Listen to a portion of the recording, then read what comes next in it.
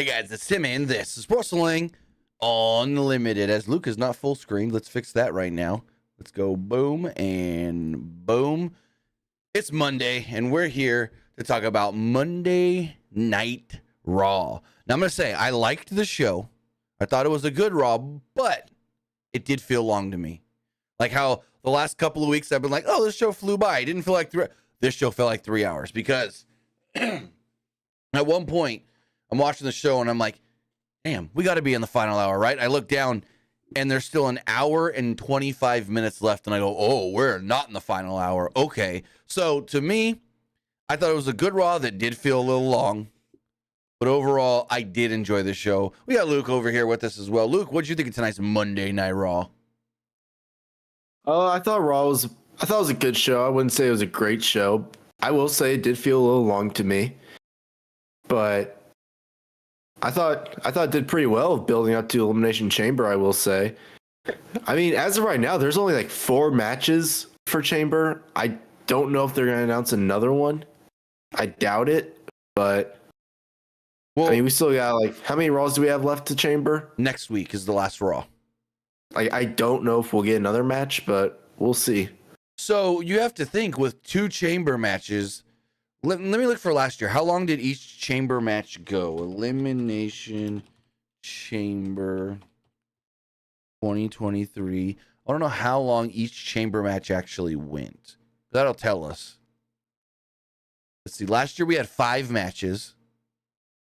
And the women's chamber went 20 minutes. The men's chamber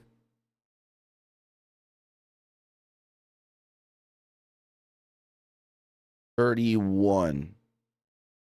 Damn, I forgot that the men's chamber last year was for the United States Championship and Austin Theory won. I completely forgot about that. Dang. Yeah, that was the one where Logan Paul interfered and cost Seth the match. I remember that. Yeah, I remember that, but I don't remember. I forgot that it was for the U.S. title. No, that was a pretty good chamber match. Honestly, that was the match where like everyone really showed out, and that's where they had Montez Ford do that like cool like high spot from the top of the chamber. Yeah, because there's Austin Theory, Bronson Reed, Damian Priest, Johnny Gargano, Montez Ford, and Seth freaking Rollins.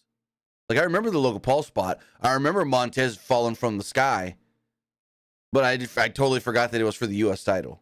But so if we think, you also gotta think. I mean, you also gotta think though. Like there was no world heavyweight title that year, right?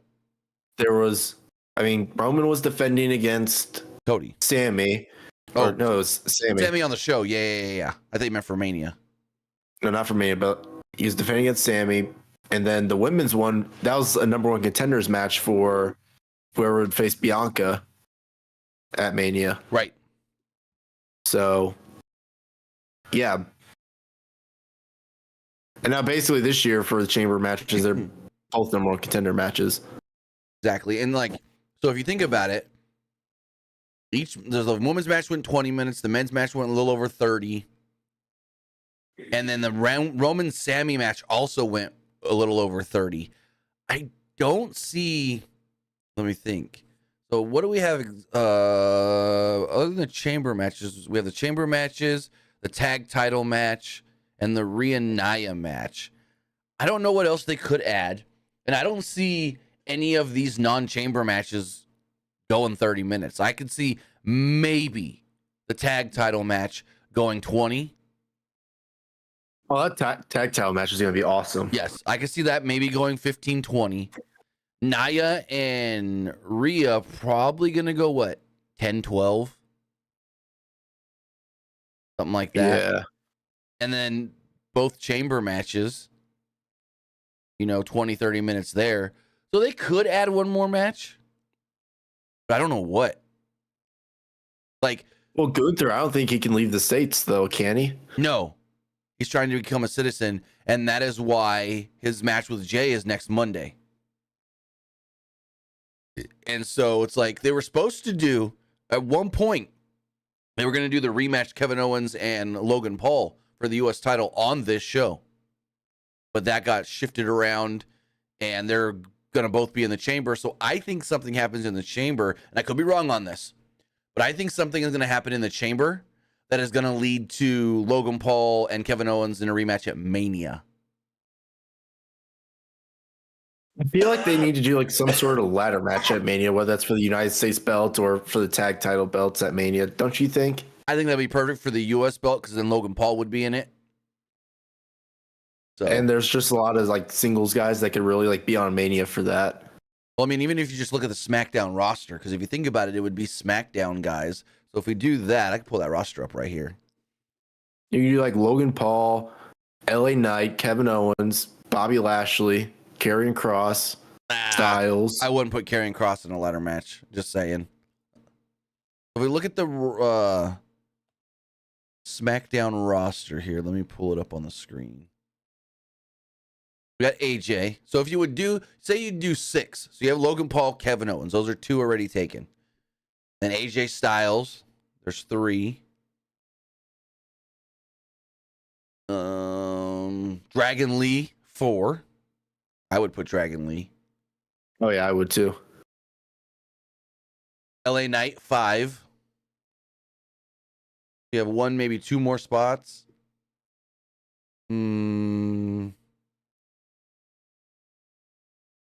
Santos. Randy and Santos. Maybe Randy, but I don't know if Randy wants to do a ladder match. Well, Santos, I think it might be him versus Ray at Mania if Ray's cleared. That's not a bad idea. Because I think that's what you kind of have to do, unless they did Legado del Fantasma versus the LWO.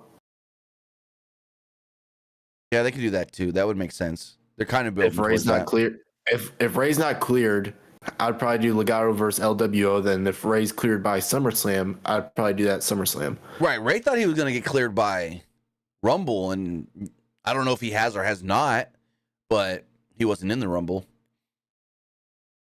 So I think that's a great idea. I've said it as well.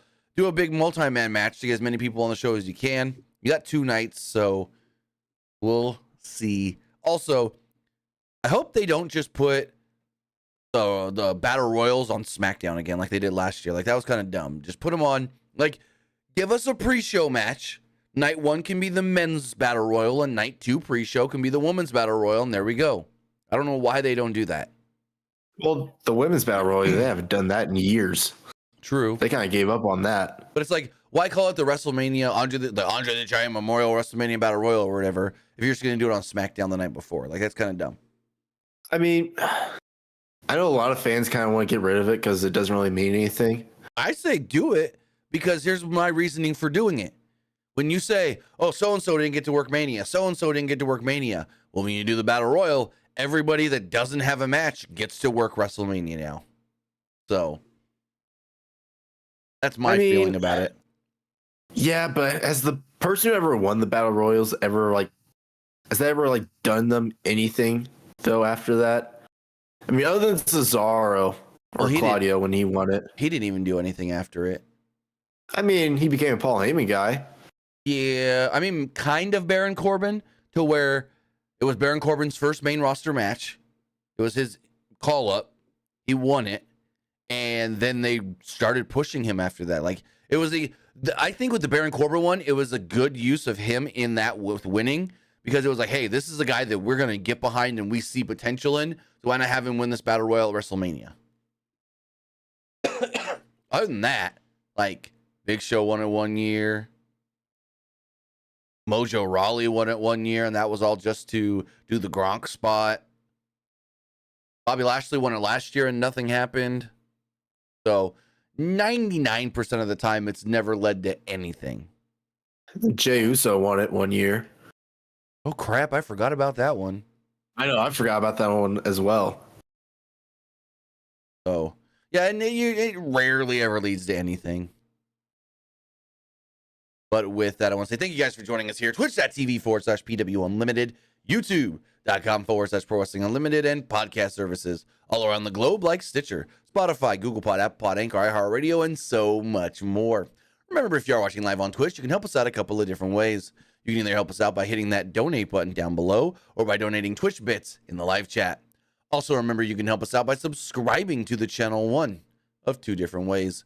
You can either subscribe with a tiered subscription, or you can subscribe with Amazon Prime, because remember, if you have Amazon Prime, then you have Prime Gaming. Prime Gaming gives you a lot of cool things like free games, free stuff for games, and you always get one free subscription to any Twitch channel you want to subscribe to throughout the month. And I'd greatly appreciate it if you did right here, Pro Wrestling, Unlimited. Also, remember, head over to YouTube, hit that subscribe button to know when we post new videos, when we go live, and when we post to the community tab. Hit the join button to become a channel member and support the channel. Or if you want to support the channel or get your comment, question, or concern read live on the air, you can do so by donating a super chat live in the chat on YouTube. Finally, head over to the Epic Games Store. Head over to the Epic Games Store and buy something. Whether you're buying a new game, whether you're buying an old game, whether you're claiming a free game or getting bucks for Rocket League, Fortnite, or Fall Guys, use this code right here, PW Unlimited at checkout, and you will be supporting us at no extra cost. Also, go to the Epic Games Store and get Disney Speedstorm. It's Disney's kart racer game. It is free to download. So then when you do so, put in our code, PW Unlimited. Then, when you want to get the coins to get the season pass, because the new season Little Mermaid just dropped last week, do it on the Epic Games Store and use our code again, PW Unlimited. Again, like I said, use the code PWU NLIMITED for all Epic Games and Epic Game Store purchases. So with that, we got Raw to talk about. The show itself kicked off with a 6-man tag team match, not a talking segment like normal. No, it kicked off with a actual match. It was Imperium, Gunther, Ludwig Kaiser, and Giovanni Vinci against Jey Uso and The New Day, Kofi Kingston and Xavier Woods. Match itself went 19 minutes and 45 seconds. I'm just going to say, this match felt long. Like, it ended and I go, holy crap, we're almost 30 minutes into this show. Like, this match was a long one, and it felt like a long one.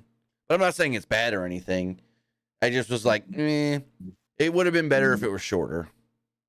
So, early on, Gunther avoided getting physical with Jey Uso until he was sure his team was in control. Jey tagged out after a break, and New Day ran wild on Vinci until a distraction allowed Kaiser to drive Kingston into the ring steps. Gunther then put Kingston in a Boston Crab, so Jey straight up slapped him across the face. Referee separated them, and we go to another break.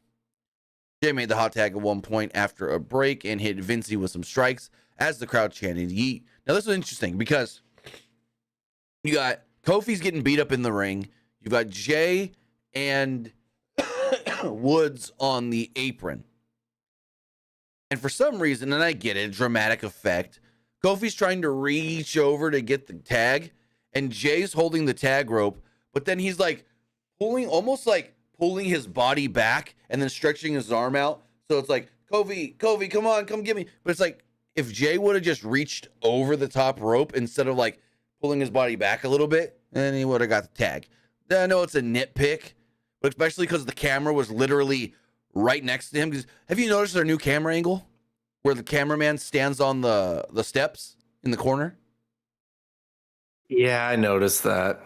Yeah, that's the only reason I noticed Jey Uso doing the weird thing with the way he was standing on the apron to try and get the tag, because he was like, the camera was right there, looking right, like over his shoulder, which cool angle, sorta, but it's like he was holding the tag rope, which he was holding the tag rope up high to start with. So my whole thing is, if you hold the tag rope at the bottom, that gives you more slack, you can reach out more. But then he was like pulling his body back in a weird way. So it was like Kofi, of course, couldn't get that tag. And then Woods gets like pulled off the apron. So then he goes to like go around the post to go to the other side of the ring and then get the tag. And he has to like wait for the cameraman to move. And he's like, hey, guy, you see him say something to the cameraman, like, I got to get out of here in my way. One thing that AEW does better is they also have the corner shot, but they have an actual camera sitting on the top of the turnbuckle, like the actual post. Maybe WWE should implement that, putting an actual small little camera on the post. So, I mean, granted, when they do cut to that, it's lesser quality and it doesn't look all that great. But I think it's better than having a cameraman there in the way, especially if it's a tag match. So where was I? Jay got the hot tag. Jay handed out running hip attacks and super kicks. And every time he would hit one of the members of Imperium, he'd look straight over at Gunther. Gunther then finally was like, grab the tag rope. He's like, Ludwig, tag me in. He's like all pissed off. Him and Jay starts going at it. Jay, he chopped Jay down, but Jay did come back with an Enziguri and a flying crossbody for a 2. Jay tried a spear, but Gunther blocked it and chopped him before. And then New Day were knocked off the apron. Gunther hit Jay with a Rainmaker style clothesline and got a near fall off of it. Gunther then was on the middle rope and started doing the Jay thing, started mocking him. I thought that was great. He went for a splash and Jay got his knees up. Jay speared Gunther, but Kaiser broke up the cover. Vincey tagged in, but New Day and Jay laid him out 3D. New Day then wiped out Kaiser with a dive, and Jay hit Vincey with an Uso splash to pick up the victory. So there we go. Jey Uso and the New Day do defeat Imperium, and as we learn later in the night, Jey Uso will get a shot at the IC title next week in Anaheim, California.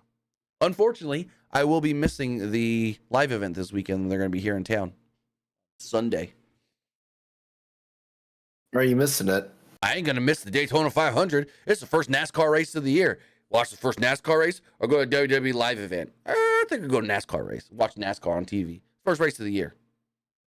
I mean, how often do they go to Fresno, though? Once a year. So, yeah, wait another year then. On the contrary, this summer I'm moving. I'll be near Tulsa when I move. And they go there a couple times and for TV. I guess. So, I feel like live events, though, it's better to interact with wrestlers, though, than actual television. True.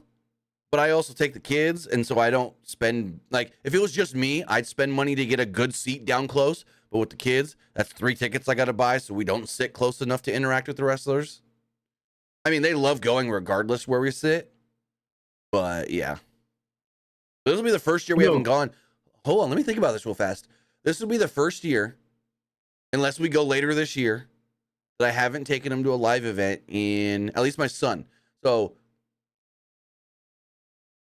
crap, they've gone to a live event, or at least my son has. My daughter was too little when I first started taking him. But my son has gone to live events every year. I think he's maybe missed one in the last, how long have I been doing this channel? Ever since I started doing the PW Limited channels, that's 15, 16, 17, 18, 19, 20, 21. For the last 7 years, my son's gone to a WWE show at least once a year. Might be the first year he misses one.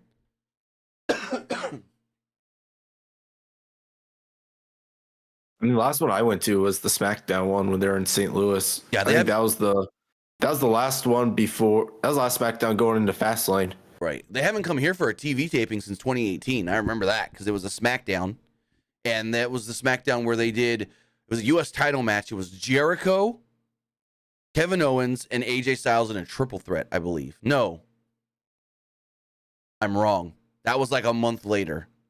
I was there. It was the SmackDown after Payback, and it was Jericho versus Kevin Owens when Kevin Owens put the chair over Jericho's head and smashed him into the ring post. And then that was supposed to be Jericho's send off, and then Jericho came back for one more match, which was that triple threat a month or so later. I need to go to WrestleMania though, down the line. That was the only big show I haven't been to. I've been to SummerSlam. They're fun. I've been to Royal Rumble. But I really need to go to a Mania. I've been to one. That was the Seth Rollins cash-in, was it? Yep. And I don't care that I was sitting at the top of the stands. It was great. Because that place, when Seth came out, and everyone's like, oh my God, he's cashing in, they went nuts. It was also cool because I was sitting literally right by where they were doing the pre-show set. They had that at the top of the stands. So we would just sit there. Before the show started, we just sat there and just watched the pre-show right there. It was pretty cool. But I will say, because I sat so high up, I did watch most of that show on the big screen. Everybody looked and I can show you the photos. I got the photos still that I took with my camera and everything. Everybody looked about that big from where I was sitting. But I don't regret it. I don't regret going. Went with 3 friends and we had a great time. Because we also went to Access the day before. We got to watch a bunch of NXT matches. So that was really cool. What'd you think of the 6-man tag? I thought it was a pretty good opener. I really did. But I think will happen next week, though? I feel like next week they're probably going to do a set where like Jay's about to win the belt, but then Jimmy Uso costs him the match, and that sets up him versus Jimmy at Mania. Not a bad idea. I mean, they got to get to that somehow, and I don't see any other way. Yeah, no, I don't see another way. So you don't think Jay beats Gunther? No. Okay.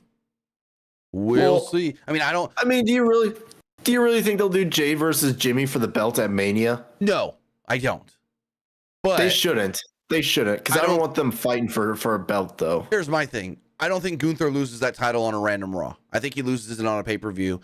And depending on who he faces at Mania, I think, honestly, that would be a good place for Gunther to get beat is at WrestleMania. Because then whoever beats him, it's an even bigger deal. Because, yes, you beat the longest reigning Intercontinental Champion, but you also did it at WrestleMania with the most eyeballs there are. So I'm curious who's going to face at Mania, because I thought if WWE was going to sign Okada, it could have been him versus Okada. That would have been great. It's supposed to be Brock, and they're not Brock no more. So maybe Braun Breaker?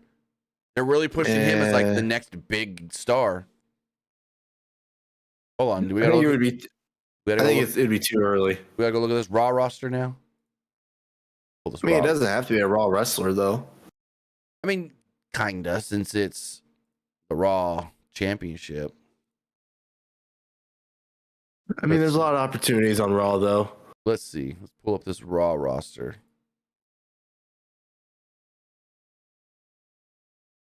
Andrade.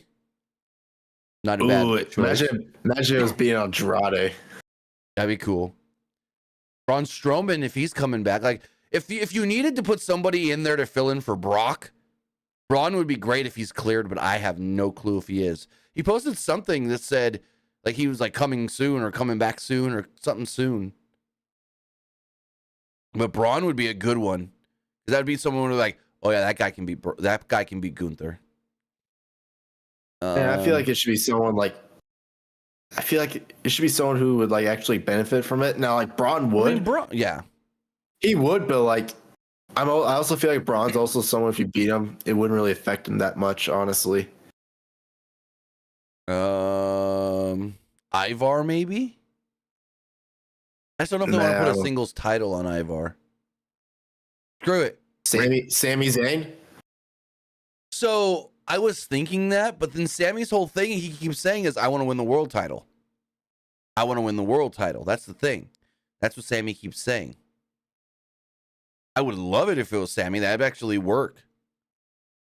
Would this be his third or fourth time as Intercontinental Champion? I think third. Actually, no, it would be fourth. Yeah. Because he won it first time, then he like had to relinquish it during like COVID. Then he won it a second time. And I'm looking. Then he beat Shinsuke for the belt. Yeah. And then he lost it to Ricochet. So yeah, it would be his fourth time if he beat Gunther. Correct. Fourth, because he's a 3-time champion. Yep. But yeah, maybe Ricochet, where the whole thing is like Ricochet, where they could do the story of, oh, you're gonna face me again. I've beaten you twice for the title, and then Ricochet finally beats him. That'd be an interesting one. Other than that, we haven't seen Ricochet on TV in a while, though. It's been a couple of weeks. Let me see. He was in the Rumble, wasn't he? I think so. Yeah, I think he was in the Rumble. I'll tell you right now, I'm looking up his cage match. Ricochet matches. Ricochet's last match was on television. Yeah, his last televised match was the Rumble. Oh, wow. He hasn't been on TV for a while. He hasn't had a TV match since November 6th. Holy crap. But he's been working He's been working live events. But I guess he's just not being used. He's been working live events and winning every live event. Except for there were 2 times when he was in a 4-way for the IC title at a live event and he lost both of those. But other than that, every singles match he's had at a live event, he's won. Take that back. He lost one So he's got a lot of matches with Jinder and Bronson Reed. He lost to Jinder once. But then he beat Jinder 3 times in a row. And then he fought Bronson Reed 1, 2. He's beat Bronson Reed 1, 2, 3, 4, 5, 6, 7, 8 times at live events. Yeah, the last televised match he had that wasn't the Rumble was the 4-way number 1 contenders match for the IC title that Miz won. It was Miz, Bronson Reed, Ivar, and Ricochet. That was the last Raw match he had. I don't know why they're not using him on TV. He would have been great. Well, I said put him in this little tournament thing to qualify for the Chamber. Him versus Logan Paul would have been a good one, but it's Logan Paul and The Miz instead. Honestly, if Dragunov would have lost the belt to Trick at Vengeance Day, I would love to see Dragunov versus Gunther at Mania. You can still do that. I think he's losing that title. No. Here's my thing. Dragunov's losing that title before WrestleMania. He's going to lose it to Mello, and then Mello is going to beat, or Trick is going to beat Mello at Stand and Deliver. And that is going to be Mello's last NXT match. That's how I'm fantasy booking it. I've been thinking about this for like a week now, ever since last week's NXT where Mello attacked Dragunov. I think that Dragunov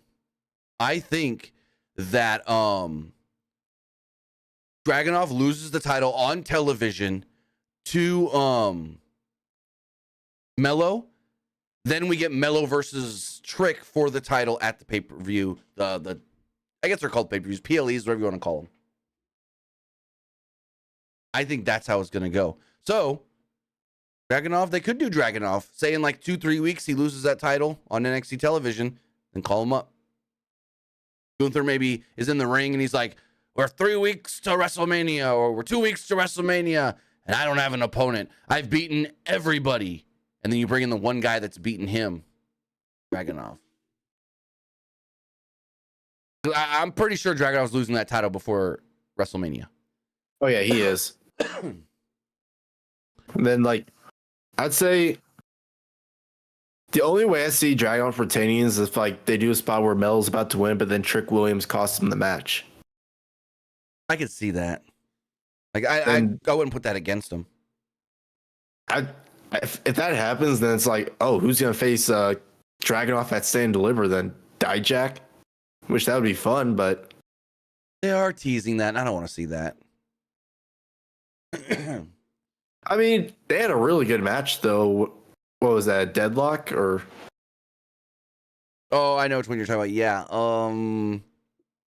Dijak versus. Or was that Vengeance Day last year? Had to have been Vengeance Day last year, I thought, because. No, I think Vengeance Day last year. I think that was Wesley versus it was Battleground in a last man standing match. Oh yeah. They've also worked a random TV. They had a match on. No, it was just the Battleground match, last man standing. That was really good. Hey, that should have been a 5-star match. It wasn't.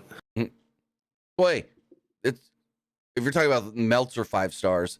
It's up to interpretation, and it's one person's opinion against somebody else. Everybody puts so much into Meltzer star ratings, but really it's all just based on opinion. He's got and nothing against Dave. I think Dave Grant, I've met him a couple times. I've had some interactions with him at New Japan shows and stuff backstage, but nothing against Dave or anything, but it's like, those are his opinions. There's not like a certain set criteria of how a match is rated. This match has to get this many stars because this happened. This match has to get this, you add a star because this happened. Oh, this happened, so we have to take away a star. There's no like set rule book. It's really just everyone's interpretation. So if he gives the match 4.5 stars, but you think it's a 5, then in your opinion, it's a 5-star match. That's how I see it. I mean, the only thing that like people have against his star ratings that like people are saying like he gives too much to like AEW, and people think he favors AEW too much. I don't think it's that he favors AEW too much. I think it's just overall, because even before AEW, I think he likes the style of matches AEW does. Because if you look he likes the strong style matches. That's what he likes. Well, that's what I'm saying. The strong style and I wouldn't call them like the high flyer matches, but he likes some of those matches like the Young Buck style where they're doing their stuff. And because if you look at Meltzer's ratings from before AEW started, it's basically the AEW style of matches were the ones that he was rating the best. So it's not that he favors AEW. I think it's just the style of matches that they do fits to what Meltzer likes right now.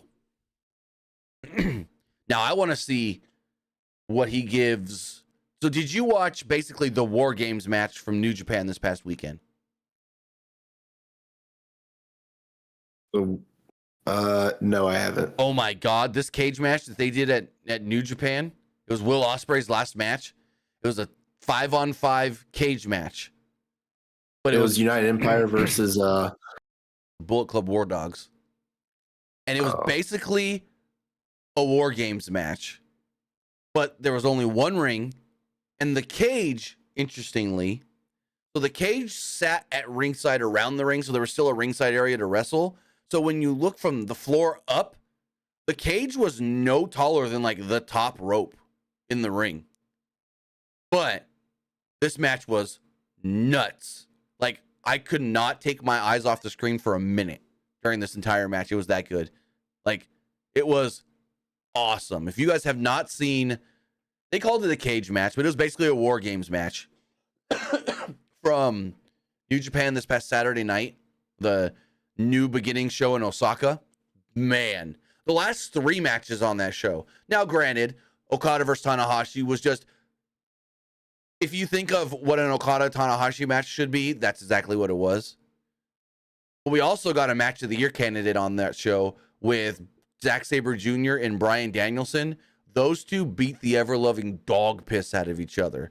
There was a point when they were both down on the ground and had each other in a heel hook, and then they were trying to get the other to let go by kicking the other in the face. And Danielson was kicking Sabre so hard in the face that it literally sounded like this. And it was echoing throughout the building. He wasn't slapping a thigh or nothing to get that sound. He was kicking this man in the face as hard as he could. And Sabre was giving it right back to him. So that right there is already probably the first match of the year contender in 2024. That match was great. And Danielson said, I beat you once, you beat me once. 2 out of 3 falls next. But he said, I don't want the match in New Japan and I don't want the match in AEW. Let's find a neutral company that will put this match on for us. I have no clue where they do that match. But he was like, I've won once on my turf. You've won once on your turf. Now let's go somewhere that we're not favored by anybody, where it's a neutral ground. I have no clue where they can go and do a 2 out of 3 falls Danielson Zack Sabre match. I was thinking maybe Defy in Seattle, but I don't even know if they would, because this is going to be a match that a lot of people are going to go to, and Defy runs small buildings. Granted, Defy did just merge with Progress, so I don't know exactly what their battle plan is going forward.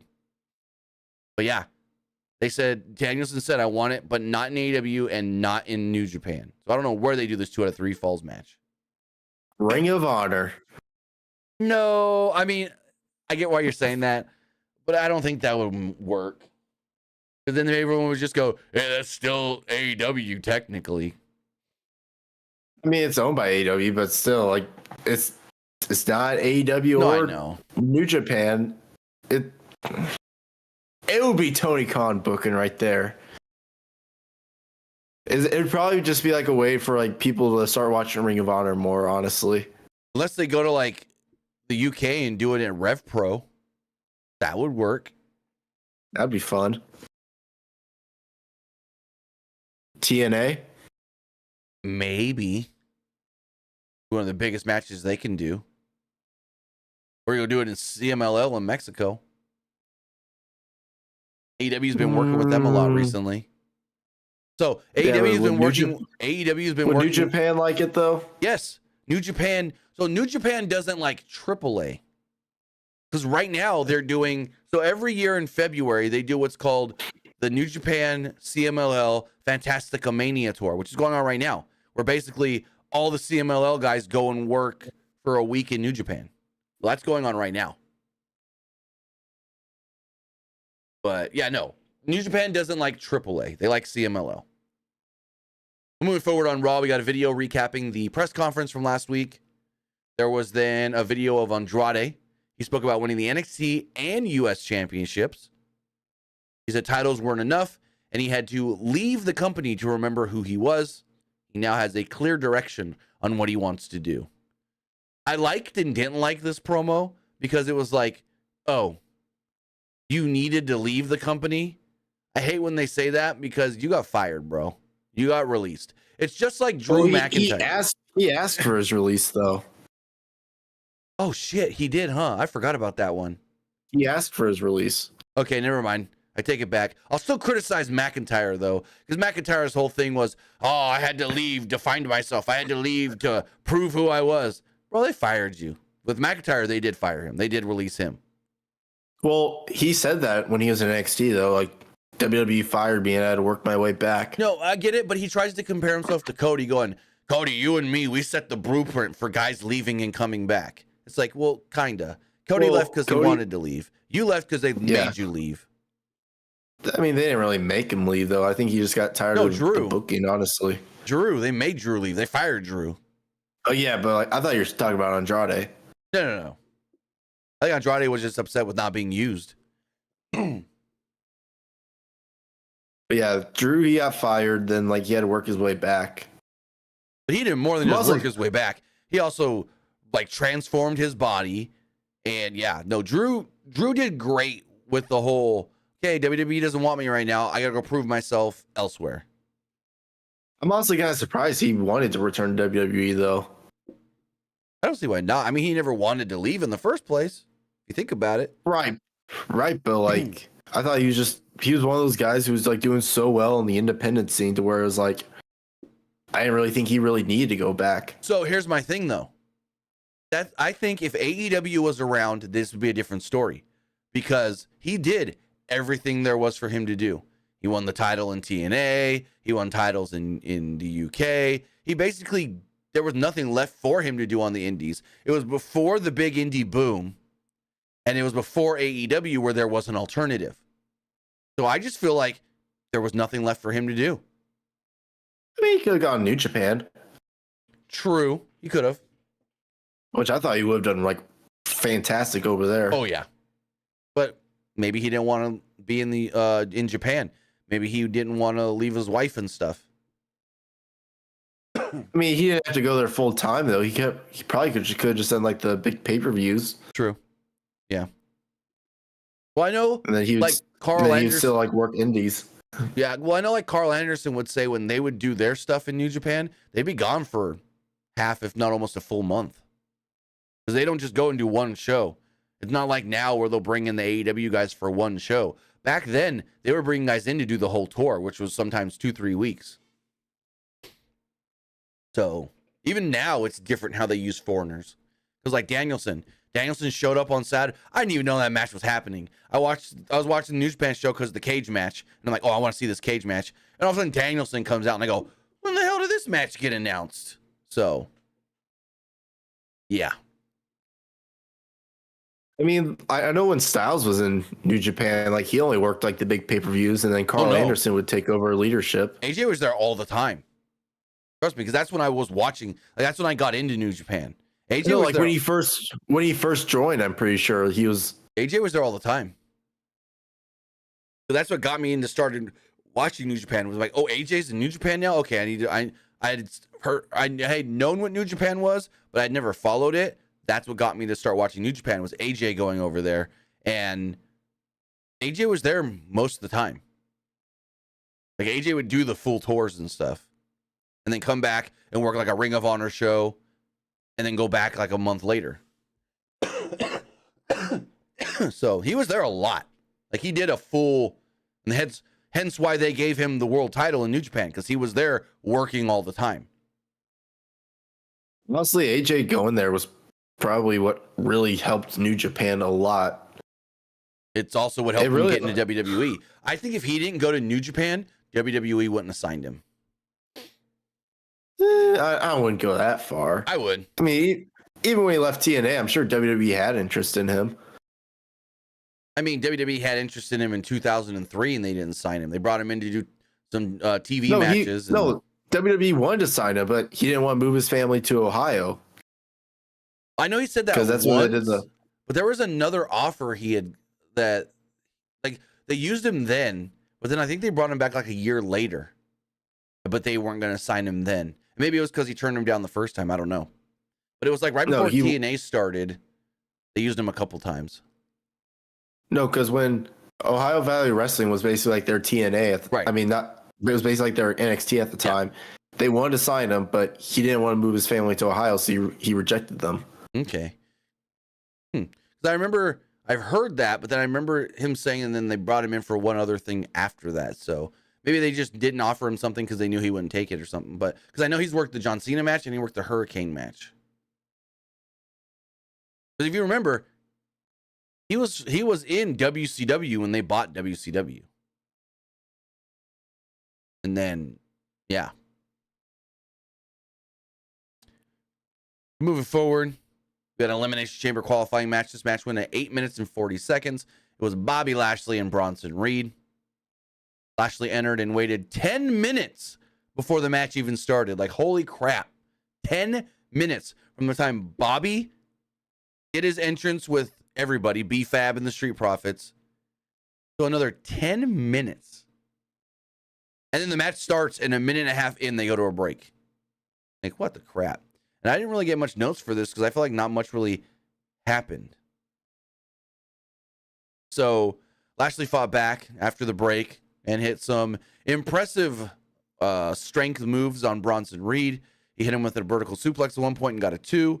Reed then hit a Death Valley driver for a 2 on Lashley. Lashley then hit a spine buster for a 2 of his own. Reed then blocked a spear and hit a Uranagi and a senton. He then went up for a tsunami, but Lashley brought him down with a slam and followed this up with a spear to pick up the victory. So there we go. We got Bobby Lashley qualifying for the Elimination Chamber. Now, I'm going to say, and I tweeted this out earlier, I thought there was a better chance Bronson Reed wins just because he's from Australia, and they would want to get as many Australians working the show as possible. But he didn't win. What'd you think of the match itself, Bronson Reed and Bobby Lashley? I mean, it was an okay match. I'm pretty sure Bronson Reed tweeted something after that match. Did he? I can look it up.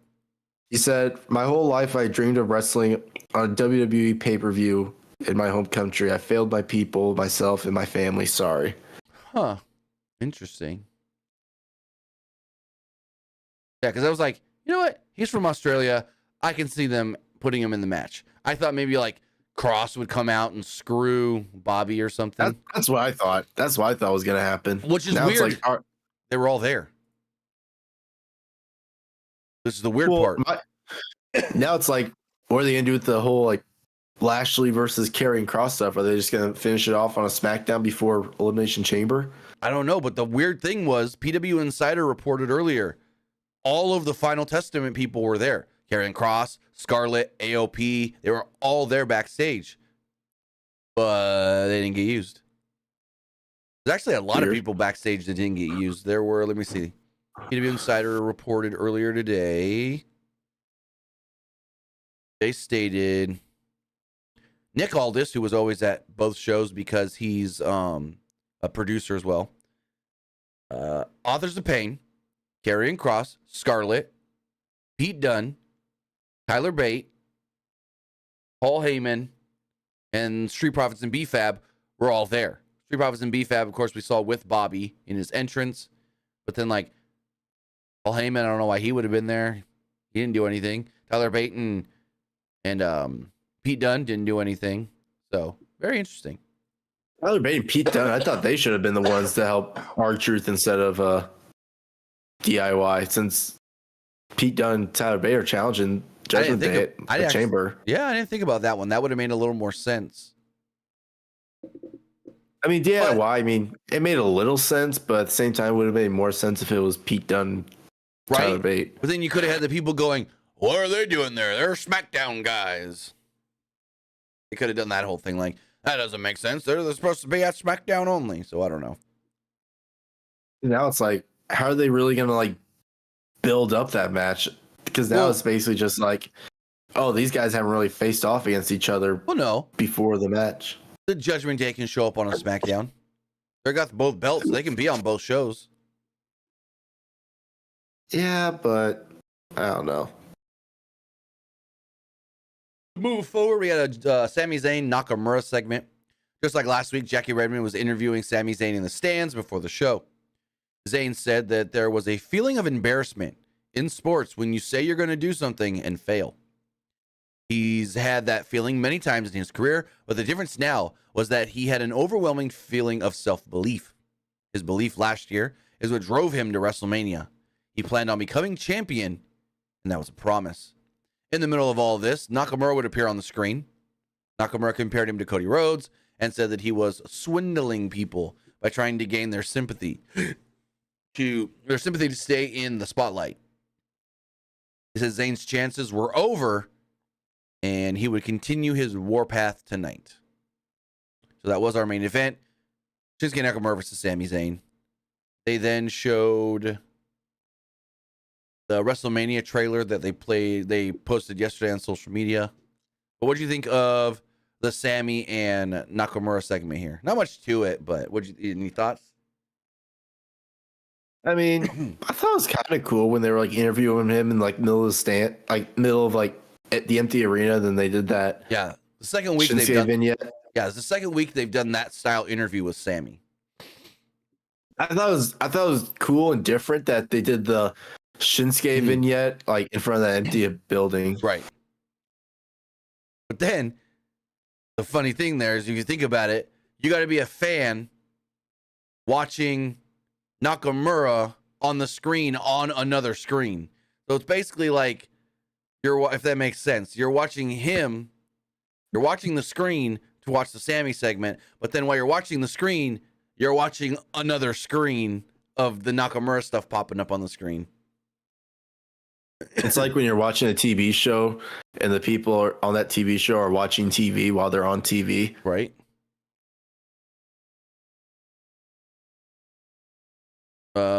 So then we got Cody Rhodes and Seth Rollins. This segment went almost 20 minutes. Rhodes entered to a big reaction from the crowd. He said, Lexington, Kentucky, what do we want to talk about? He said, I know what we want to talk about. We want to talk about me in WrestleMania and facing Roman Reigns in the main event of WrestleMania. He said it took a while for him to make up his mind and to say exactly what he wanted to do. But he said it was because the fans, he knew what he needed to do. He spoke about the social media reaction last week, and right on cue, we got "We Want Cody" chants. Cody said that he wasn't sure how he could repay them, but maybe he does know one thing, and he looks up at the WrestleMania sign. Rhodes admitted that he was getting emotional because of how much he cares about all of this. He said, but I'm not going to cry because then that would make me a crybaby. Crowd then chants, Rocky sucks. There was one more man who did not want Cody, and that man was perhaps the most famous person alive, a potential presidential candidate and the original People's Champion, The Rock. He said, and let's watch something here real fast. And it was a clip of The Rock on Pat McAfee show when he first did the Cody crybaby line. And there's also a line about him saying that the fans are going to eat their chicken nuggets and shove it up their asses. And then he looked at Pat and goes, Pat, what do you say we have to do with the nuggets? What are we going to do with the nuggets? Pat's like, he didn't want to say it, but he's like, shove it up your ass. Like, right up your yeah, shove it up there. The Rhodes said that promos are different now than when Rock was first around. And he mocked The Rock's chicken nugget line. Rhodes said that he was a fan of The Rock, just like everybody else has been in one point at a time. He said, but one thing The Rock did not do well was listen. Rhodes said nothing to defile his ancestors, but Rock still took his words personally and slapped him across the face. Rhodes saw disdain in Rock's face. Rock put his hands on him, which meant that one day, quote, I'm going to hit you back. Out would then come Seth Rollins. Rollins thanked him for coming to his aid. Rhodes thanked Rollins for coming to his aid at the press conference. Rollins was looking forward to defending the title against Rhodes at WrestleMania, but understands why he made the decision he did. Rollins knew that Rhodes and millions of fans want him to finish the story. Rollins then told Rhodes that, well, he needed to finish the story, not just for himself, but for his dad, the fans, and the company. He said if Rhodes does not beat Roman Reigns, the landscape after WrestleMania is going to be very dark. Reigns would get more power and would defend his title probably even less. The glass ceiling would get even thicker, and that probably would be the last chance of anybody taking that title off of him. Rollins then wanted to know what Rhodes' plan was. Rhodes got screwed last year thanks to the Usos, Solo Sikoa, and Paul Heyman. But this year, the odds are stacked even more against you with The Rock in Roman's corner. Rollins then said, quote, "Don't have to fight this battle alone." Rollins says that he feels bad because he's the one that helped make Roman Reigns. He taught Roman Reigns everything he knows and then some. He's like, Rollins said that he was sick of people like Reigns always getting what they wanted. He said, and well, I want to help you against him. I know a thing or two about Roman Reigns, and if you need at WrestleMania, and he says the line, I'll be your shield. Oh, what a line. What a line. I'll be your shield. He then said, think about it. You don't have to give me an answer right now, but if you want my help, I'll be there. And Cody looked at him kind of like, clever. So what did you think of the segment overall? I still think we're going to get night one, Rock and Roman versus Cody and Seth in a tag match. And then night two is the 2 world title matches, with the main event being Cody and Roman, with Cody finally winning the belt. So you think Seth's match will be like the kickoff match at night 2? I wouldn't say kickoff match, but it'll be on night 2. The Seth Chamber winner match, that'll be night 2. Maybe it's like third from the top. You do their match, have a buffer match, and then you do the main event with Cody and Roman. I mean, it could open the show. We've seen Seth Rollins in a world title match to open the show before. WrestleMania 35, him and Brock opened the show, but that was only because Brock basically was like, hey, I want to leave early, so let me go on first. They weren't supposed to go on first. I mean, that wasn't the first time Brock has done that. Remember the one last year, him versus Omos? Yep. So, yeah, they could have Seth open the show. That would actually be pretty cool. You have one world title open the show, one world title close the show. So, I don't know. Would you have that tag match be the main event of night 2, or do you have it night be main event of night 1? Like, go on last to night 1. Rock is not going to do a match if it's not the main event.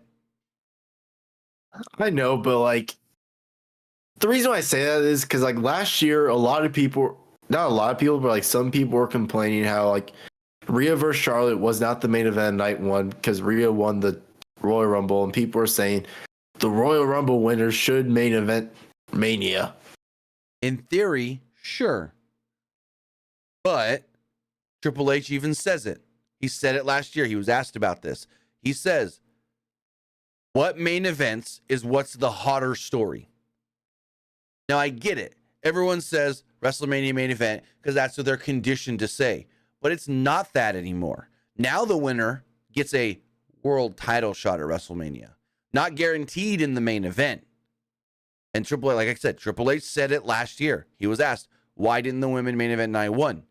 He said, because, well, the match that we put in the main event was the hotter match, was the more sought after match, was the bigger match. And if you remember, if that Charlotte Rhea match would have main evented, people would have been mad because it was only like a 3.5 star match. It could have been 4. Still, 4. Sami, Zayn, Kevin Owens, and the Usos, that was a 5-star match. In my opinion, 4.5 and better. I just felt like Charlotte and Rhea didn't even have a main event caliber match. Like, they had a good match, but I wouldn't call it great. So, I guess, but yeah, I think I we're know, getting a last year tag match. I know last year caused controversy because people Well, were complaining how like the women should have main event night and one. that's the thing. That's people thinking that that's more. And I'm probably going to get some hate for saying this, entitledness. Just because there's now 2 nights of WrestleMania doesn't mean one night has to be a woman's main event and one night has to be a men's main event. As Triple H stated, this is the third time I've said this now. It's whatever matches are the hotter matches, are the matches that the crowd has been getting more behind going forward. It shouldn't just be one night's got the men and one night's got the women. It should be whatever is the bigger match.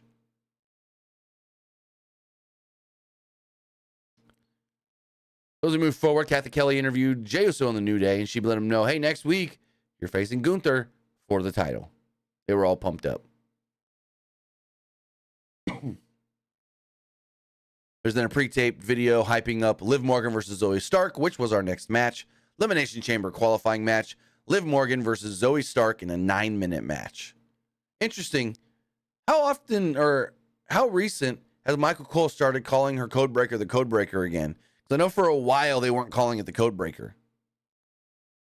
I don't think they really gave it a name, did they? Well, I know when Ricochet does it, they call it the Ripcord. But for a while, it's like they were not calling that the Codebreaker. But Michael Cole said it twice tonight.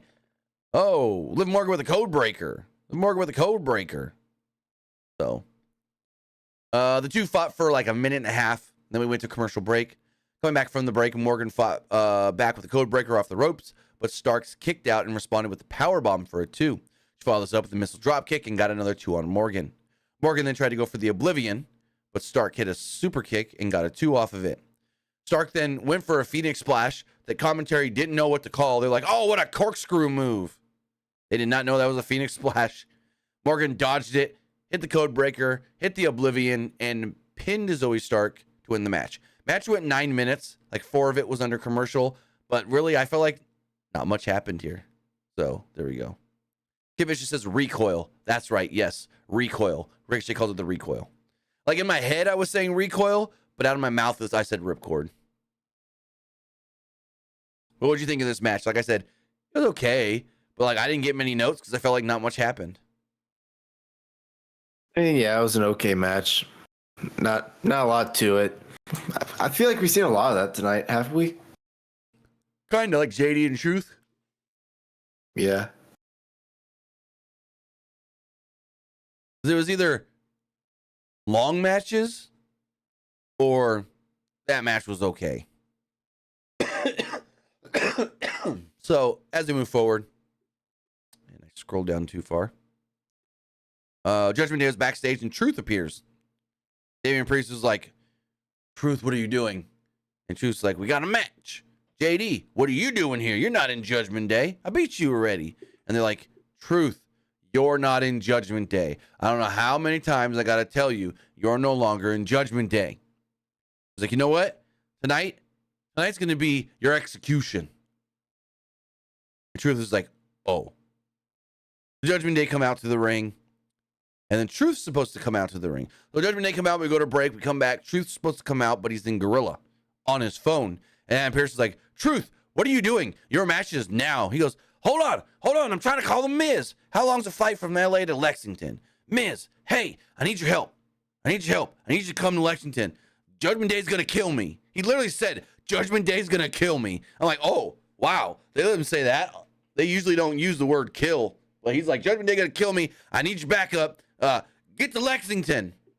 And Adam Pearce shoves him through the curtain. And Michael Cole goes, Pat, it took you an hour to get here from Indianapolis, and that's a lot closer than LA. Man, he ain't making it. But I thought that was funny. That he was on his phone, like trying to call Miz. So we did have JD McDonough versus R-Truth in a 7-minute match.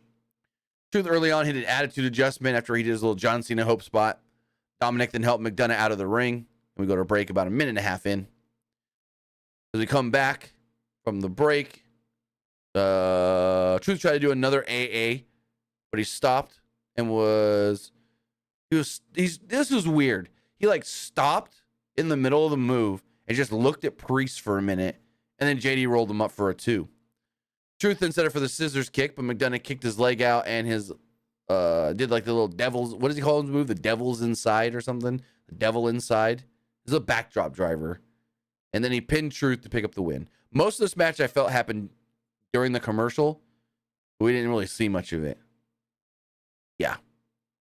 So this match was weird though. Like Truth was gonna hit him with another AA, and then he just stops and looks at Priest. Like, okay.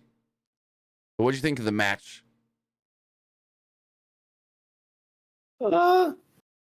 Match was okay. Again, not a lot to it. Yeah. So afterwards, everybody aside from Priest, which is still weird that Damian Priest did not want to partake in the beatdown. Everybody in Judgment Day except for Priest beat down Truth. Priest then eventually would punch Truth. Judgment Day would then put the boots to him some more, and then out would come DIY with chairs to make the save. So they're teasing that like Priest does but doesn't like Truth and doesn't want to hurt Truth. It's weird. I think maybe this leads to, and I've been saying this for a while, Priest's babyface turn. So you think Judgment Day is going to lose the belts at Chamber against Pete Dunne, Tyler Bate then? I mean, I would love to see the belts put on Dunne and Bate. But for some reason, something in my mind is like, no title changes till Mania. Make all the title changes mean something and do them at Mania. I mean, yeah, but you could also do like... But here's my thing. I want Awesome Truth to win those tag titles at Mania. Beat the Judgment Day for the tag titles at Mania? Yes, Awesome Truth. I thought they were going to do Awesome Truth versus Judgment Day at Elimination Chamber. Nope. Well, they're not done with the Truth stuff because Truth still thought he was in the group. Now he knows. They want to kill me. Right when they did that beatdown on Truth, though, like when Damian was like JD and they had JD beat him up, I thought that was going to like be announced like Awesome Truth versus Judgment Day. Nope, not yet. I think that's the Mania match. Just think of Truth winning a belt at WrestleMania. How crazy that crowd's going to go if Truth wins the title at Mania. Like, that crowd will go nuts. So, that's what I think. And The Miz is just de facto benefiting from it because of a 2011 storyline. That's the only reason Miz is part of this, because we're going all the way back to 2011.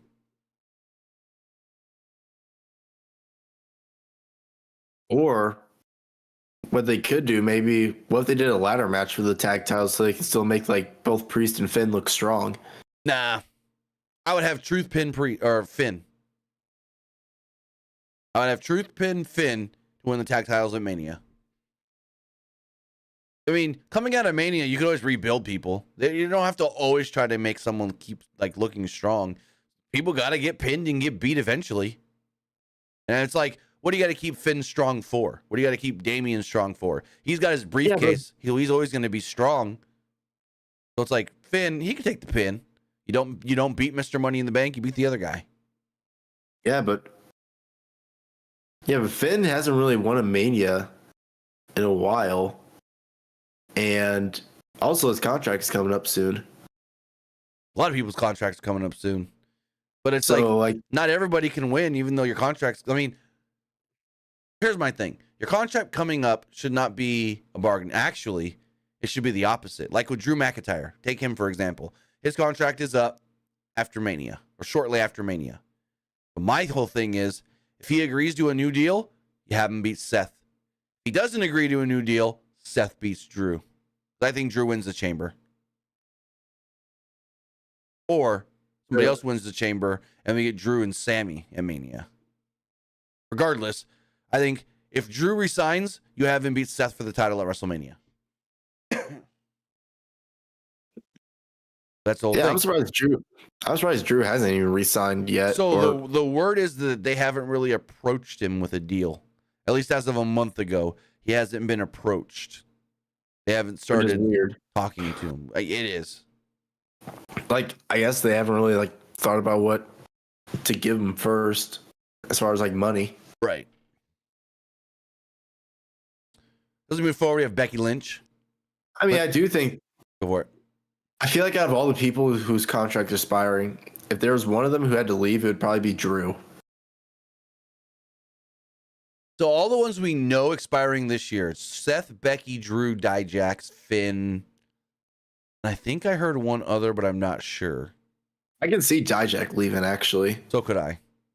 I can see Dijak leaving and going to like New Japan. Or Impact, or TNA. Yeah, he would fit in really well there. But there's a lot of uncertainty over what this new TNA is going to be with the new president and Scott D'Amore being fired.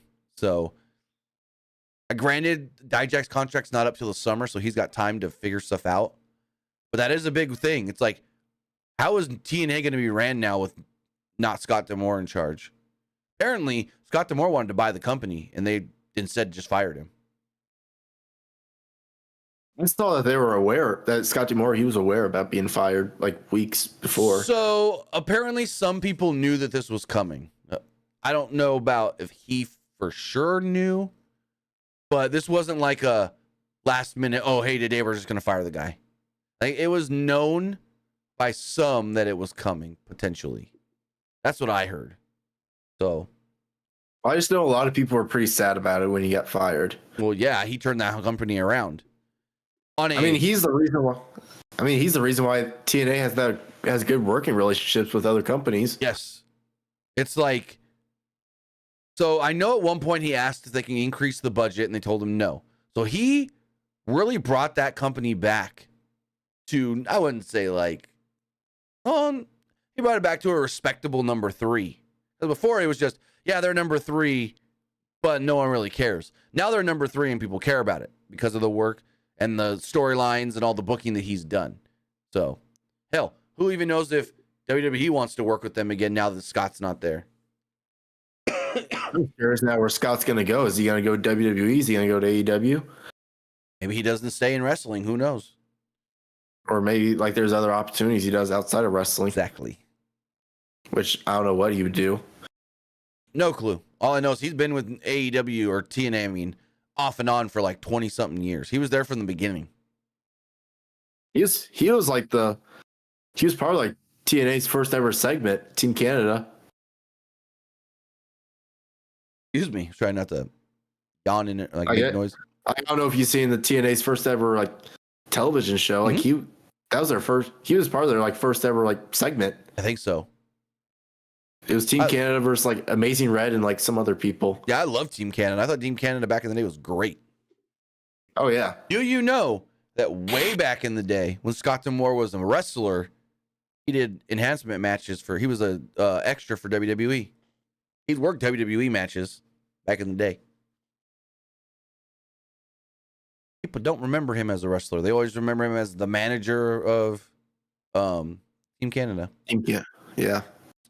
As we move forward, Becky Lynch segment. Becky comes out and points at the WrestleMania, or no.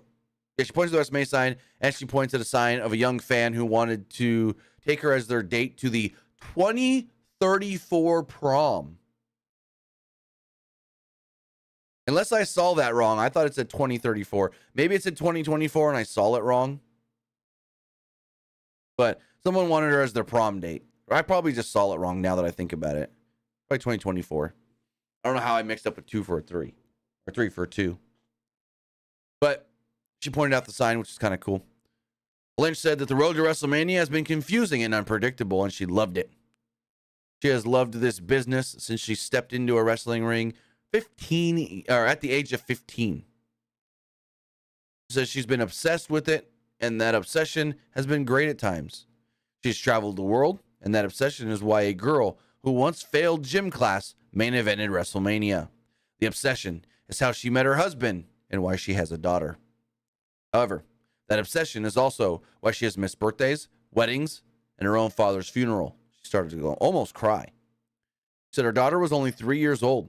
She's already had to explain to her why her mother's face was busted open explain that she can't pick her up because she had a separated shoulder, and explain why her dad wanted to fight Maui. I loved that line. That line got me. Why her dad wanted to fight Maui. Lynch says she's going to Elimination Chamber, and her daughter would see her body bruised by the steel. She would be brutalized, and there was nothing she could really do about it. Lynch was obsessed with getting her title back for the first time in 2 years, and that started with the Chamber. That meant facing the most dominant champion we've ever seen. Lynch then knew the fans loved Mommy and that they didn't think anyone could beat her. But Lynch wasn't just anyone, and Rhea hasn't faced anyone like Becky. Lynch grabbed a drink and had the fans raise their drinks in the air. She toasted to Ripley and suggested she enjoy her last few weeks as champion. Out would come Nia Jax. The crowd told her she sucked. This chanted Nia sucks. Jax tried to act sincere and told Lynch that she respected her. Jax, would have been lucky if her mom was half the mother that Lynch was. Jax choked up and said that she wanted to be a mother like Lynch one day. The crowd booed as she spoke. Jax knew that nothing would stop Lynch from winning the Chamber. Jax then got serious and said nothing would stop her from beating Rhea. Then it would be Lynch and her at WrestleMania. Ripley then stormed out and beat up Nia. With Lynch leaning against the corner, Jax squashed Ripley into Lynch. Jax then dropped Ripley with her right hand before Lynch sent Jax out of the ring with a missile dropkick. Jax then tried to get back in the ring, but Ripley booted her. Ripley told Jax that she'd still kill her at Elimination Chamber. Rhea and Becky then stared at each other as the segment ended. What did you think of this? I thought it was a pretty good segment. I really did. I liked it, but it was like, I felt it went just a little too long. It did feel a little long. I feel like it was making it too obvious that, like, oh yeah, it's going to be Becky versus Rhea at Mania. Oh, no, they told us that at the press conference when Rhea was out and Becky came out and they did their stare down with the belt. Like, they've already told us it's Becky and Rhea. I mean, Becky probably isn't going to win, but...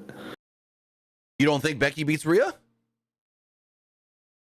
Nah, I think they want Rhea to hit full year first. I don't think she has yet. Mania would be full year. They probably want her to beat that full year first. Technically, and then the week before Mania. Technically, the week before Mania is full year. So, because I mean, I don't know. Yeah, because last year's Mania was April 2nd and April 3rd. I only remember that because it was my birthday weekend. Oh, happy birthday. Well, not till April. Because I remember, because one of my best friends, his birthday is literally the day before mine. And his wife set up a surprise birthday party for him at the go-kart track. So we all went and raced go-karts. But then I had to leave at a specific time because I had to get home for Mania. I mean, my birthday was last week, so nice. But yeah, so that's the only reason I remember what the exact date of last year's Mania, because I remember it was my birthday weekend and I remember what I was doing on night one. I mean, if it's not Becky, who does beat Rhea? Because I don't know. Because Rhea's kind of like beating everyone almost. Here's my big question. Are we and when we getting another draft? Probably like after a week or two after Mania. Because they could always bring Bianca to Raw and have Bianca beat her. But I feel like a Bianca Rhea match should be saved for a Mania. Well, they've done Bianca versus Rhea a lot, though. But not for a title. Have they? Yeah, they have. NXT. Well, yeah, I'm not talking about NXT. I mean, like, main roster. Main roster, they haven't, but NXT, they have. Jonathan Chula says, happy belated birthday, Luke. Oh, thank you. Kid Vicious just said the same thing. So, yeah. Thank you. I'm thinking about it. On the main roster, they haven't done a Nia or a Rhea Bianca title match. And I think they would save that for a Mania because that'd be a big Mania match. Or SummerSlam. It would work at a SummerSlam too. Have they said where this year's SummerSlam is? I think it's too early. I'm trying to remember when they announced it last year. I think they announced it like right after Mania. I think it was like, I don't know if it was right after. Maybe it was like, I don't know. Let me look that up real quick. That's exactly what I was doing. I mean, I think they have like future locations where they could have SummerSlam. Well, I think I heard Cincinnati at one point. I heard Philadelphia. That's where Mania is. Mania is in Philadelphia. I've also seen like Brooklyn where they could have SummerSlam. They want to do it in a football stadium though.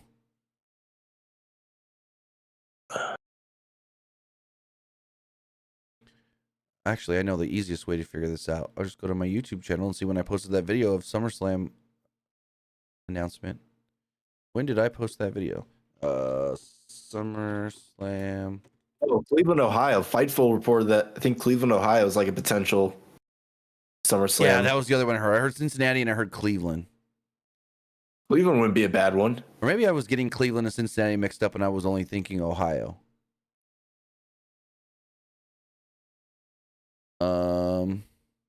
Yeah, I think it's being. Okay, yeah, here we I think the rumor is it's going to be Cleveland. So, date and location officially announced by WWE for SummerSlam last year was. Date, it just says a year ago. What's the actual? They announced it last February, SummerSlam 2023. I mean, oh. Yeah, last year's SummerSlam was announced in February, like the location, when they announced Ford Field. Yeah, I'm kind of surprised they haven't announced it yet. That's why I was unless like, they do it like unless they do it like at Mania. They could. Or at Chamber. They could. I think the rumor is it's probably gonna be in Cleveland. That's my final guess. Maybe. Good chance. Does it move forward? Oh, go for it. Where else? I mean, where else would they do it in a football stadium? I know someone in the YouTube chat said SoFi Stadium. No, because that's where Mania was last year. They're not going back to SoFi that soon. Mania was just there last year. I think Cleveland would be a cool option because you could do stuff with The Miz and maybe like Johnny Gargano as well for like big reactions. Yeah. I mean, but then also think about this. It doesn't have to be a football stadium, like an NFL stadium. Why not go to a college stadium? Or a baseball stadium. Yeah, they usually do the baseball stadiums for Rumble. But I feel like a baseball stadium would do pretty well for SummerSlam. True, but I feel like you're gonna get less people there because it's smaller. Football stadium is bigger. But if you go to like, screw it. Well, no, this SummerSlam was in Michigan last year. I was gonna say go to the Big House from Michigan State. You can go. Screw it. Go to freaking Arkansas and do it at the Razorback Stadium in Fayetteville.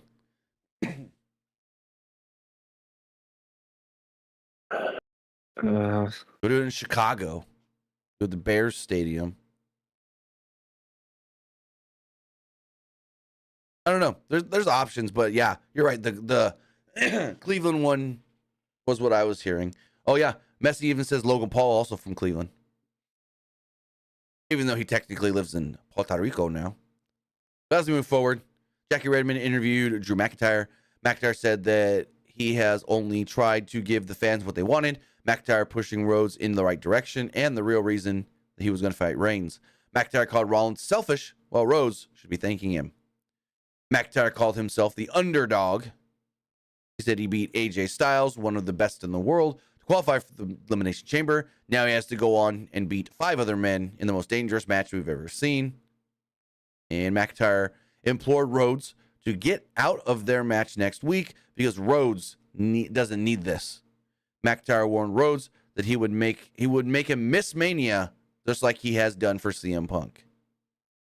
So next week it will be Cody Rhodes versus Drew McIntyre. Messi says Punk is supposed to return by SummerSlam, right? I mean, essentially he should.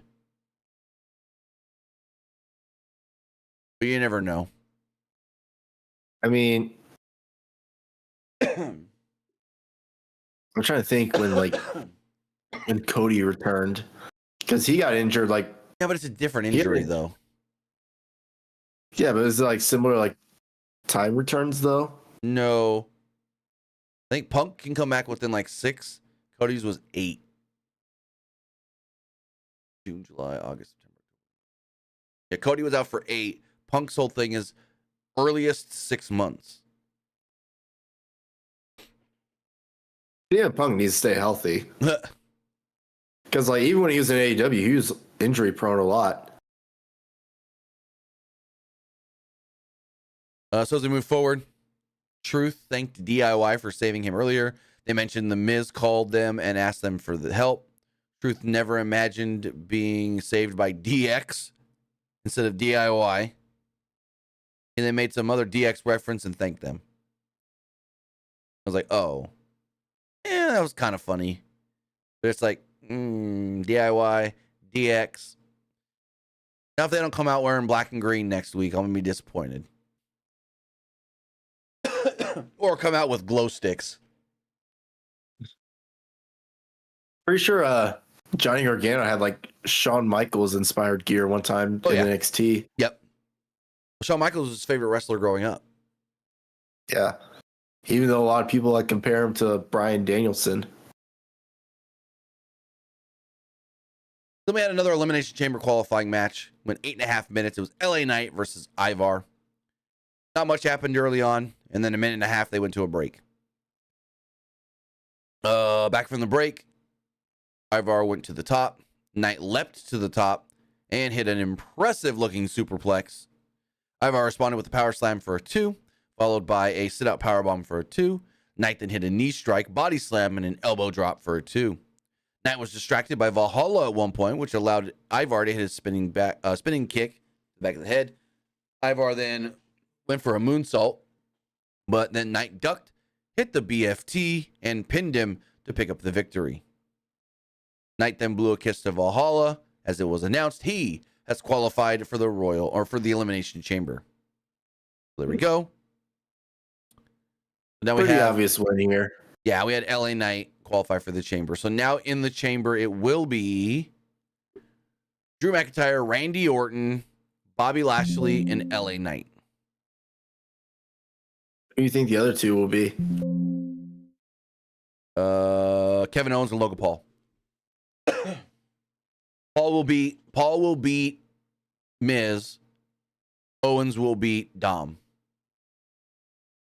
I think that's pretty obvious when Kevin Owens is beating Dominic. But then I think that could lead something in the Chamber. Can lead. I think. Oh, I got it. Owens eliminates Paul from the Chamber, leading to them having a title match at Mania. Bingo. I mean, if that's the case, what the heck are they gonna do with LA Knight then at Mania? I don't know. But at one point, I feel like they have to do something with LA Knight at Mania. Yeah. You have to. Yeah. But at one point, the plan was, oh boy, what if it's LA Knight and Gunther? LA Knight dethrones Gunther? I wouldn't say dethrones, but challenges Gunther for the IC title somehow, even though he's a SmackDown guy. I mean, it would be a good match, but not a great match, though. I'd like it. I don't know. I feel I really want it to be LA Knight versus Logan Paul, though, because that match has been teased, though, in the past a lot. Yes. So why not do it at Mania? As we move forward, Zayn was walking through the back before he bumped into McIntyre. McIntyre warned him, "Keep my name out of your mouth." Zayn responded with, "You're in my way." And then McIntyre politely stepped aside. As far as next week's Raw does go, we do know that Cody Rhodes will be taking on Drew McIntyre. Gunther will take on Jey Uso with the Intercontinental Championship on the line. DIY or DX will team up with R-Truth against Truth and The Miz against Judgment Day. And there will be a last chance battle royal to get the final spot in the women's chamber match. Speaking of last chance battle royal, Candice LeRae and Indy Hartwell were in Adam Pearce's office talking to him about that match when in would come Chelsea Green, who said, hey, I want to be in the Elimination Chamber. And Indy's like, well, I want to be in the Elimination Chamber. I want to be able to go compete in Australia in front of my family. And Green was like, oh, Battle Royal? What? A loser match? Loser Battle Royal? I don't need to be in that. I want a singles match to qualify. I don't need to be in a loser Battle Royal with people like Shayna Baszler and Zoe Stark. And then Shayna Baszler and Zoe Stark were right behind her. Baszler's like, I'm going to look forward to tearing you apart limb from limb next week. And also said that her and Zoe want to challenge for the tag titles. So, yep. They're just setting up that it's not just going to be the women who lost qualifying matches, but other women will also be in this Battle Royal as well. And if you noticed, Adam Pearce made a point to say, Aldis and I are now on the same page and we're working well together. When he said, we are going to work together, he's like, Aldis and I are now on the same page, working well together. We're going to figure out exactly who we want to put in this Battle Royal. So. Messi said, is Jay versus Jimmy still playing for Mania? Yeah. I mean, no one said that right out confirming it, but it's pretty obvious. Well, both of them have said in the past that they want to fight each other at Mania before they retire. Yeah. And right now is the perfect time to do it. I'm just saying, like, no one's actually gone out and been like, I'm reporting that this match is actually happening. It's just more of people are expecting it. Right. Also, I was a little shocked that AJ Styles didn't screw LA Knight tonight like LA Knight screwed AJ on SmackDown. AJ versus LA Knight at Mania. There you go. That would be a good match. I mean, no stakes or anything, but that'd be a good match. I mean, AJ attacked LA Knight when he returned SmackDown. And LA Knight kind of screwed AJ out of the chamber spot. So, we'll see. I wonder how many matches they're going to have on each night, though. Probably 6 or 7. I'm really curious about that. 6 or 7. I mean, it would probably just be like one of those like middle matches just to like where there's like no stakes involved, but It's just something to fill up time. Exactly. So as we move into our final match of the night, or as they now say, the credit one more match of the night, or the one more we got one more match of the night presented by Credit One. They've been doing this for like a month now. Whenever it comes to the last match, they always do the whole thing where this like bell comes up and goes ding ding. It's the final match of the night presented by Credit One. So Shinsuke Nakamura versus Sami Zayn. Match goes 17 minutes. It was a good match. These two were this is not the first time we've seen them work together, and they always have good matches together. I will say that for sure. So they went to a break about 90 seconds in, which basically every match tonight did. When we come back, Zayn was on the offense, but Nakamura took control with some strikes. Zayn countered a reverse exploder and hit a Michinoku driver for a 2. Zayn then hit a flip dive, and they went to another break less than 9 minutes into the match. Nakamura was in control after the break, but they didn't show us how he actually got in control during the break. The crowd then got into it as they exchanged strikes, and the match picked up from there. Nakamura then blocked Zayn's Blue Thunder Bomb attempt for a second time in the match and hit it in Enziguri. Zayn then ducked a Kinshasa and hit a Blue Thunder Bomb for a 2. Nakamura went to the outside and avoided a Helluva Kick. Zayn then went for a dive through the ropes to hit the Tornado DDT, but Nakamura saw it coming and kicked him square in the face. Nakamura then responded with a stomp off the ropes. Got a 2 off of it. He followed it up with a Kinshasa off the ropes to the back of the head. Got a 2 off of it. Sami would not stay down. He finally fires back up with the clothesline and smacked Nakamura repeatedly before hitting an exploder in the corner. Zayn then set up for a Helluva Kick, but decided to turn his back on his opponent upon seeing McIntyre, and this allowed Nakamura to take the charge. Nakamura kicked Zayn in the back of the head, or back of the leg, kind of like a chop block, got him down, hit him with a Kinshasa, and pinned him to pick up the victory. Nakamura defeats Zayn. Afterwards, Nakamura and McIntyre put the boots to him. Cody made the save, and there we go. So what'd you think of the main event? I thought it was all right. Wouldn't say it was great, but it was all right. I really liked it. I mean, I've never seen a bad Nakamura Sami Zayn match. I mean, that Nakamura versus Sami Zayn, that was Nakamura's first match in NXT. First match ever in WWE at all. Yeah. They said it tonight. Like, these guys go back so far that the first time Nakamura ever competed in WWE was against Sami Zayn at NXT TakeOver Dallas. So, good match. But with that, set the Twitch poll up really fast. What did you? Like Nakamura, he's another guy that I'm like really curious of like what they might do with him at Mania, because like this year there's a lot of guys that can be used on Mania this year, and no one really knows if they'll be used. Exactly. Like Nakamura and Sami Zayn, those are like two of them right there. Unless they just get used in the Battle Royal, which would suck for Sami. Let me see something really quickly.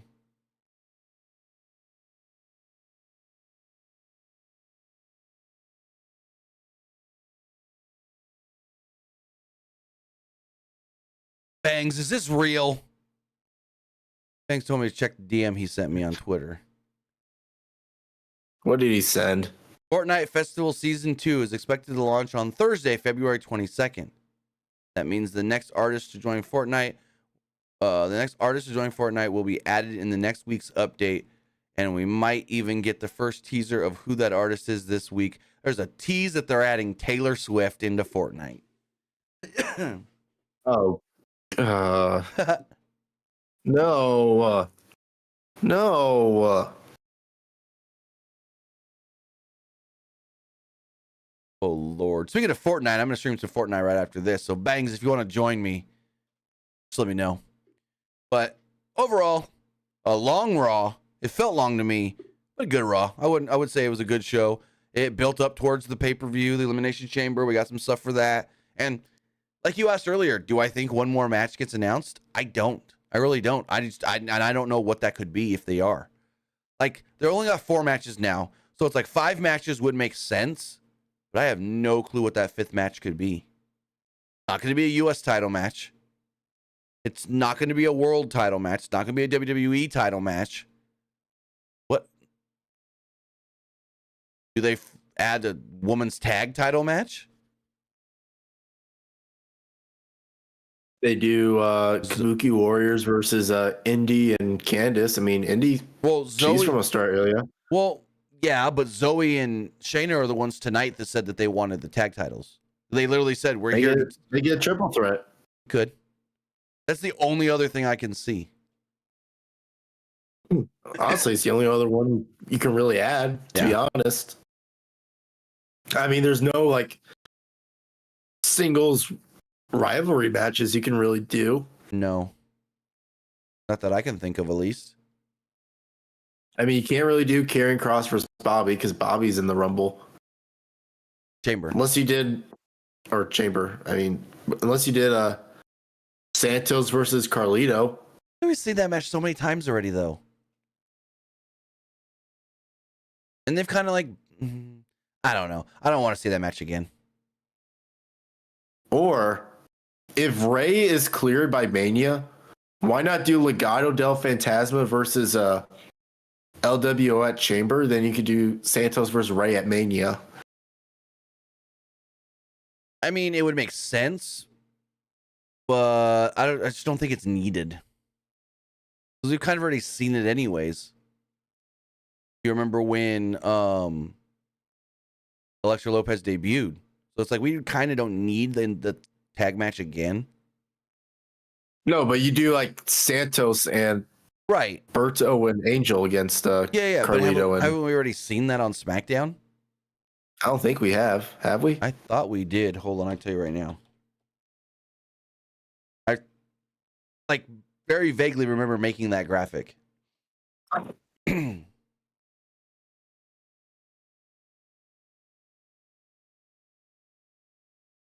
Oh, I think, yeah, we have. Yeah, January 19th. It was Angel, Humberto, and Santos versus Carlito, Del Toro, and Wild. SmackDown from the State Farm Arena in Atlanta, Georgia. Yeah, because I remember making the graphic. Carlito is somebody hard to work with when he's in a tag match because his render, the hair is so big that he like covers up whoever's. I have to put the like if I put him first, then if I put somebody next to him, then they're gonna be behind him graphic wise, and then his hair is gonna cover half their face, and it's like Carlito's a hard one to work with sometimes, graphics wise. He's got that big old afro. I mean, you could edit some of the hair out. I mean, I could, but then it'll look weird. Oh, Jordan has a really good question. Like when is WWE announcing the Hall of Fame? It depends on how many people are in it. How many weeks do we have after the Chamber is my question. The Chamber is 25th. So the 1, 2, 3, 4, 5. They can start announcing them the week after Elimination Chamber. I would say that Monday. How many people did we have last year in the Hall of Fame? It was Ray, Great Muda, Stacy Keibler? Yeah. And I think it was one more. Andy Kaufman. It was one or two Andy more. Kaufman. Oh, yeah. So it was just them four? I believe. I'm looking it up right now. Class of 2023. Oh, and then Tim White got the Warrior Award.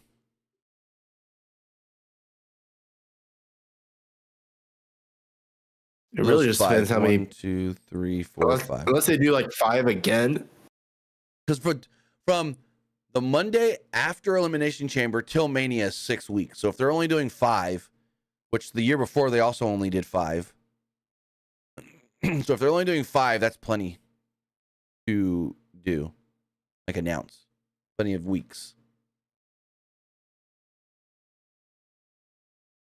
I'm trying to see who could get added. Bray Wyatt. Oh yeah, Bray Wyatt's an obvious one. Paul Heyman. Ooh, Brian Pillman. He just signed a Legends deal recently, or it was his family. I think. Did. Yeah, his family finally got the rights to his likeness and name and all that. But yeah, I can maybe see it. And maybe just have Lexus. I mean, you could have Lexus King do it. King do it. But I mean, his whole gimmick is I want nothing to do with my father. Oh yeah, you're right. That kind of. I mean, let's say that sense. I mean, unless we just know it's not in character. Yeah.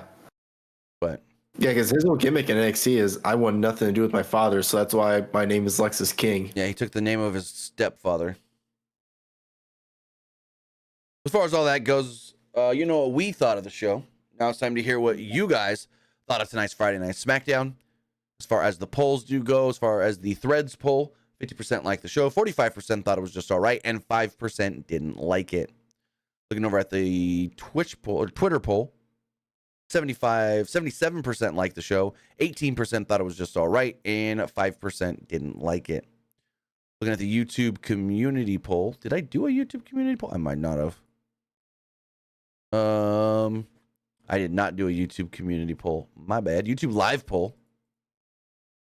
71% liked the show, 22% thought it was just all right, and 6% didn't like it. Everybody that voted on Twitch liked the show. So with that, guys, that is going to wrap everything up. I want to say thank you for joining us here at twitch.tv/PWU Unlimited, youtube.com/Pro Wrestling Unlimited, and podcast services all around the globe like Stitcher, Spotify, Google Pod, Apple Pod, Anchor, iHeartRadio, and so much more. But Luke, tell them where they can find you. You can find me over at Twitter X at Petke_21. And you can also find me over at Twitch at Young Grasshopper Luke. With that, guys, have a great rest of your evening. I'm going to go stream some Fortnite, twitch.tv/Timmy Buddy. So have a great night, and I will see you next time. Have a good one, guys.